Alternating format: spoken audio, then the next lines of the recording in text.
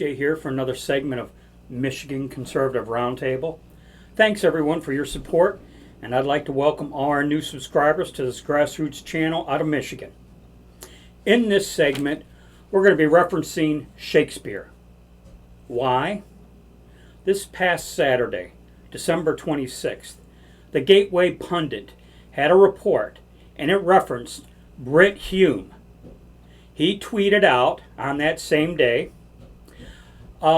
something directed towards President Trump, and it referenced a Shakespeare quote. Brit Hume in his early years was at ABC, then moved to Fox News, where for 12 years he had his own news program titled Special Report with Brit Hume.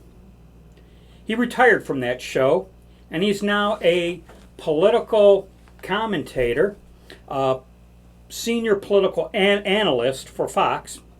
On occasion he appears, and at which time he's compelled to pontificate.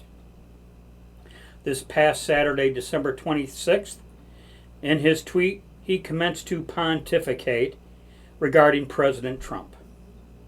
His tweet reads, "With apologies to Shakespeare, it will be said of Trump that nothing in his presidency became him less than the leaving of it." End of quote. Brit Hume is referencing Shakespeare's play Macbeth, Act 1, Scene 4. This tweet is meant to denigrate President Trump. And to be honest, I am just sick and tired of these smug elitists. Their pontificating is so nauseating, it's all I can do to keep from throwing up. If Brit wants to talk Shakespeare, game on. Let's talk Shakespeare, Brit. My gut response to your Shakespeare tweet was, "You protest too much, methinks." Hamlet, Act 3, Scene 2. Might I follow it up with one from Henry V, Act 1, Scene 2. How you awake our sleeping sword of war. I'd like to thank Brit Hume for reminding me of my success in not watching Fox News anymore.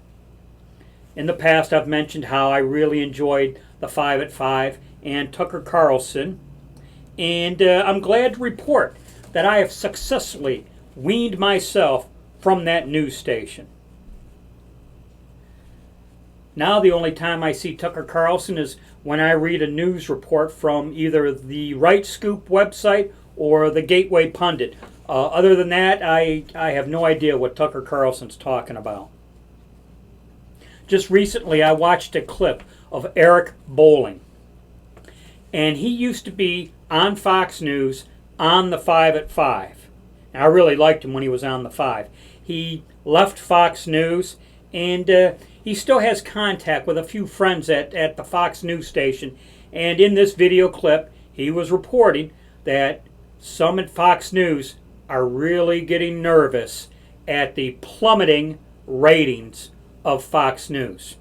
Good, I say. But I digress. Let's get back to Brit and Shakespeare. In August of 2019, I did a segment titled "To Fight or Not to Fight." I referenced the famous quote from Hamlet, Act 3, Scene 1. And everyone's familiar with the first line, which reads, "To be or not to be, that is the question." But less are familiar with the words that follow. "Whether 'tis nobler in the mind to suffer the slings and arrows of outrageous fortune, or to take arms against a sea of troubles, and by opposing end them." Yeah, Brit, I know a little Shakespeare myself, too. I seriously doubt you would condone that I imitate the action of a tiger. Henry V, Act 3, Scene 1.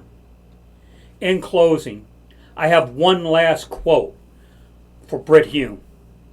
And everyone's pretty familiar with this one also. It comes from Henry V, Act 4, Scene 3. And the lines come from the famous St. Crispin's Day speech. King Harry of England, in his attempt to rally his troops for battle, says, "We few, we happy few, we band of brothers, for today he that sheds his blood with me shall be my brother." Clearly, Brit Hume has no belly for this fight, and I'm fine with him not being my brother. When he quoted Shakespeare in his attempt to shame President Trump, well, I had to go on my little rant here, me being the uncouth, backward individual that I am. That's it. I've ranted. Thanks for listening. As always, be safe, watch your six, and don't tread on me.